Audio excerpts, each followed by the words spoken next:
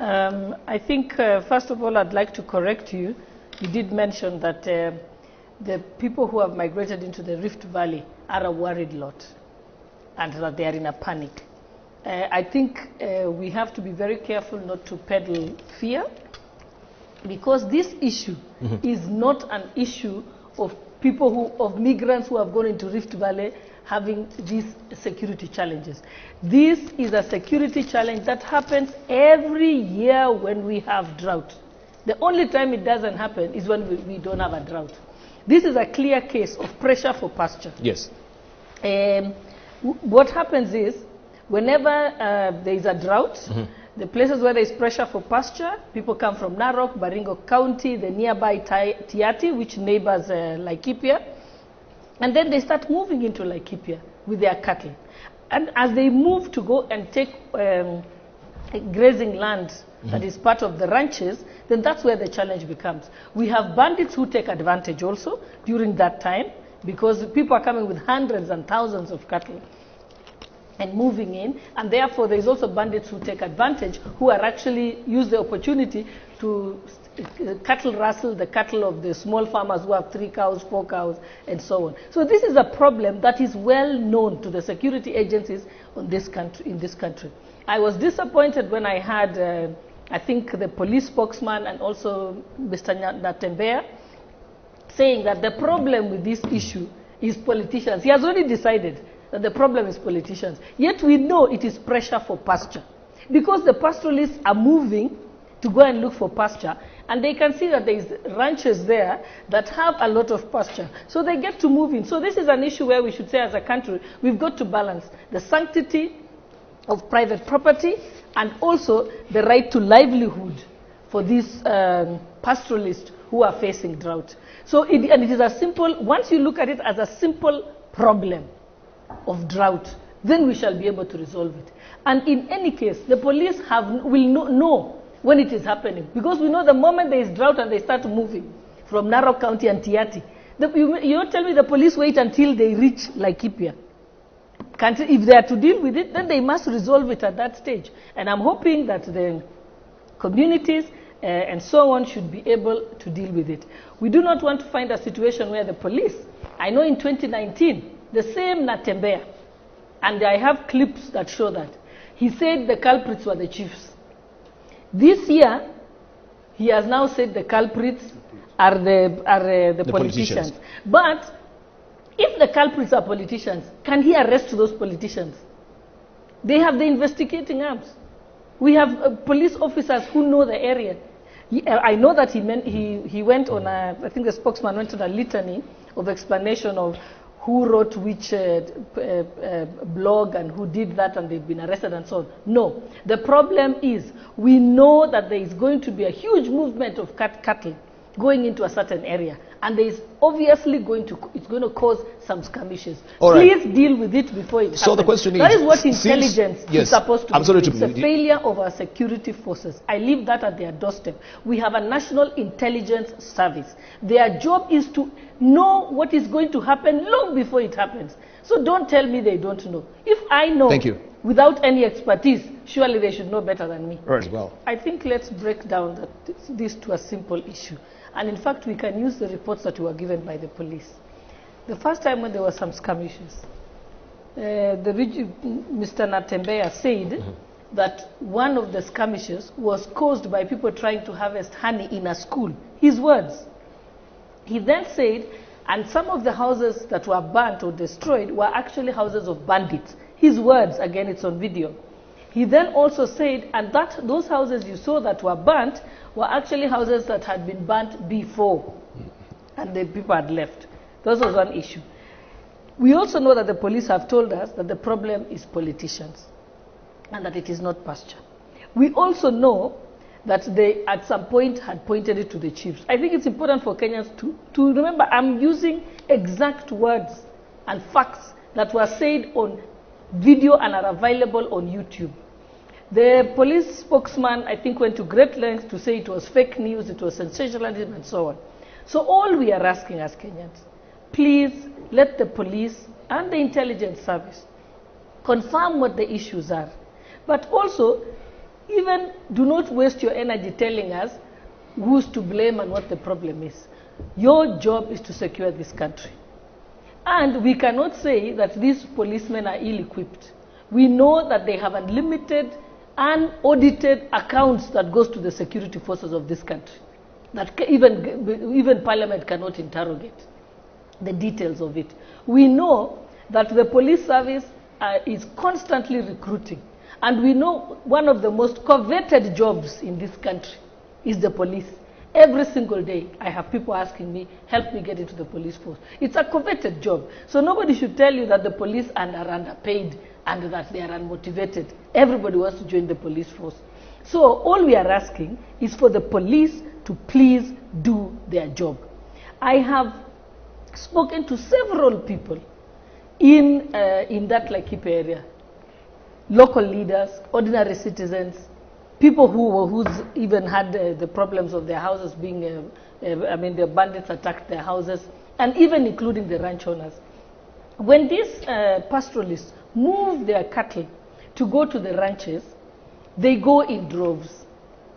And usually, we don't have many cases, at least in this particular one, where that there was a shootout with them and the ranch owners. That didn't happen. In fact, what happened is, the problem is the smallholder farmers, as Honorable Manzo was saying. It's smallholder farmers, if you look at the footage, and who have 2 cows, 3 cattle, a little small house, are the ones who've been attacked. The reason being that as this great migration of cattle is ongoing, there is also bandits and cattle rustlers that exist. Like in any place, whenever there is a bit of confusion, criminals will emerge because those criminals exist. But this is not the first time. And I would like to ask you, Dibal, and all your media colleagues, please pull up the clips of each time this has happened over the last, I think I've looked at the clips over the last 5 years. If you just look just that 5-year period, I have more than 15 clips of how the story churned out. It is the same story: drought, cattle moving, going into the ranch owners. You will find that rarely, or at least in this case, we have not had any ranch owners' house which has been burnt. Why? They are on 50,000 hectares, probably. By the time you reach the house, an impossibility. Because they also graze on the periphery of the actual park. So there hasn't been an altercation with that. All these other burnings are the same. The smallholders are being attacked, they leave, and then when the drought is over and the pastoralists move and there is no more commotion in the area, they then move back. Year in, year out. Please play the clips. In fact, I would have appreciated today if you played for us those clips. Then we would have a clearer picture and say the pattern is the same every year, even when it's not an election year, provided there is a drought. So, and this is a problem that is very easy to resolve, while balancing the needs of both sides.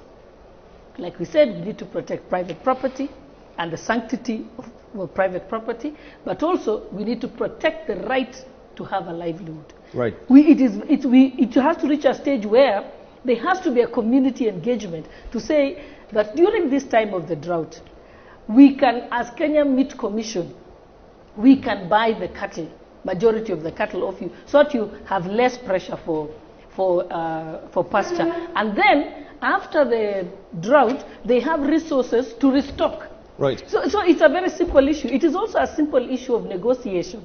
I know some lodges at the Mara, even as recent as a few months ago, where because the animals had migrated down to Tanzania, then there wasn't pressure for the wildlife. And what they did is, because there was a lot of grass in the parks, they did allow them, in fact they call it mowing, allowing them to go and mow the grass in the park. It's a discussion between the community there and the people who own the conservancies. So it is a simple sit down and say, when this happens, can they be allowed limited rights to certain parts that, in fact, that you may find that the animals are not even there, because they know where the animal movement is at any one time. So that's a question. It should not be politicized. We can find morally. You know, nobody makes that. Nobody can put a fence around 50,000 hectares. It's not possible, or 100,000 hectares. Usually they are open. So, believe me, I'm a cattle herder, so I know. So if you move your cattle and they see the grass, the cattle actually race to the grass alone without you driving. So all those ranches. So as long as they are open, as long as the ranches are open.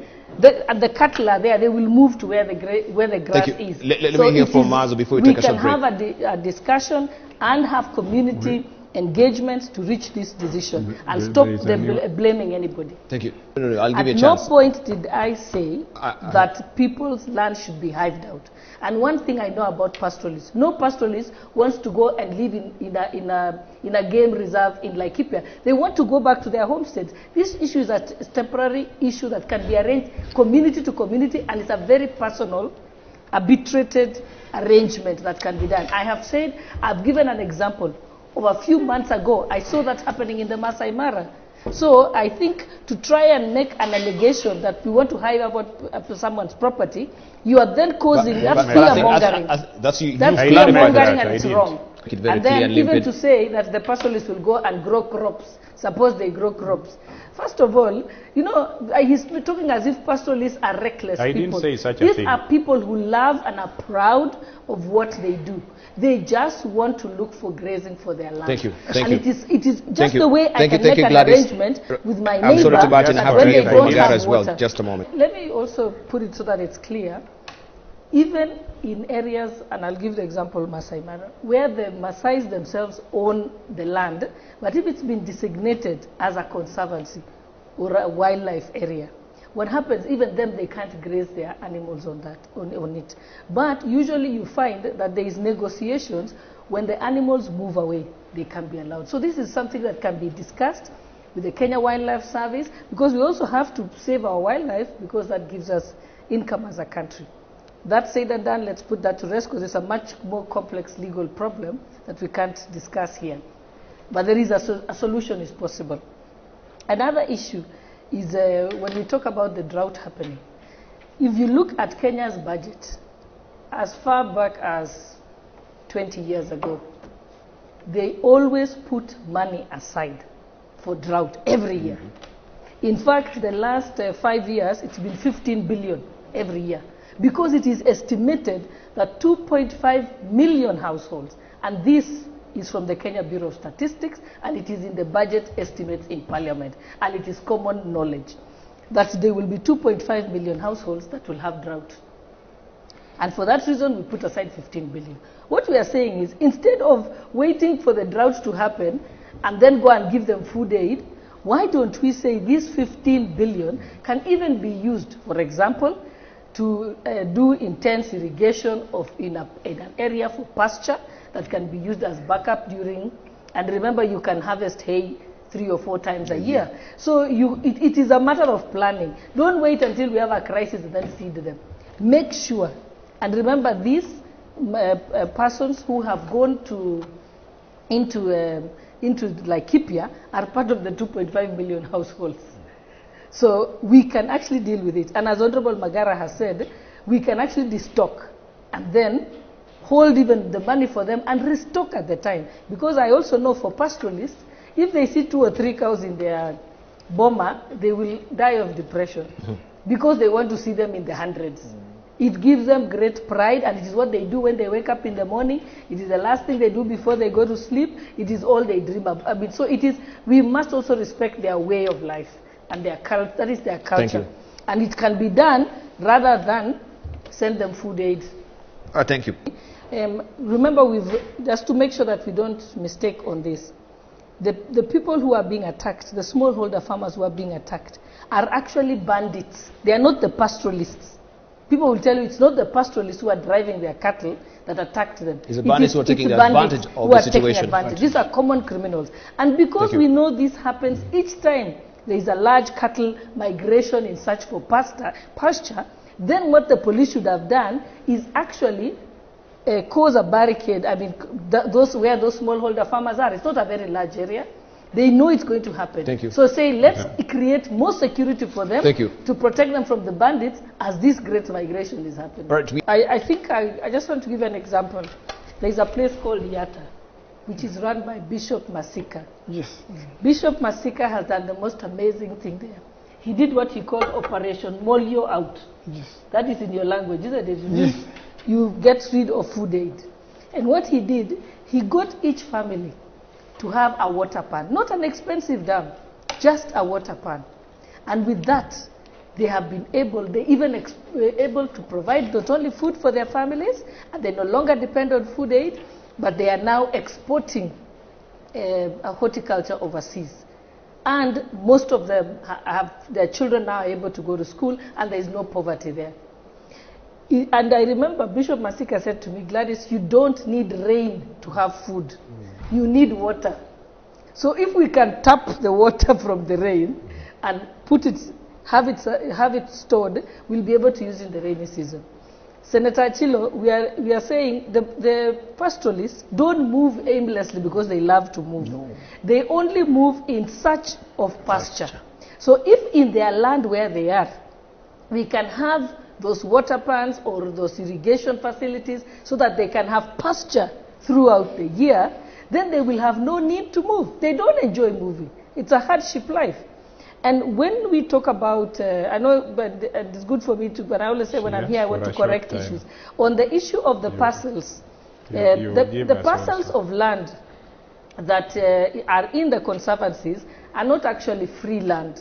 They are land that have been designated as wildlife sanctuaries and conservancies under Kenyan law.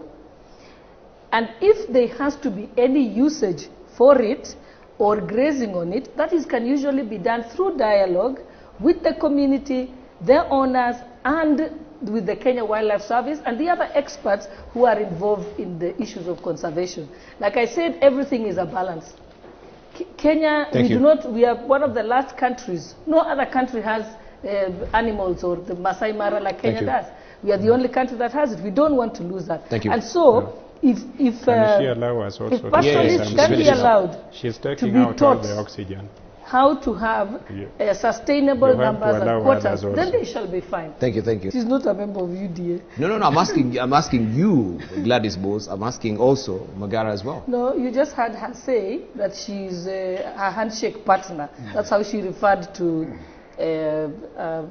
Kalonzo Musyoka. And Kalonzo Musyoka hinted that she could be his running mate by saying that I'm a trailblazer in this respect because I was the only one who was the first person who had a woman running mate in the name of Julia Ojambo. So there was a bit of hints here and there. Yes, but she made it clear that she's a handshake But partner. Also she's been very categorical that all is not well within Jubilee as it was. Oh, yeah, she's a Johnny come lately. She just started saying that the other day because she saw things are bad on the ground. So it has nothing to do with her conviction in the UDA. It has something to do with it knowing that she's on notice from her people that we are not dealing with Jubilee. Okay. Our party leader has not said anything about this topic. So let's just discuss Kalonzo because he discussed.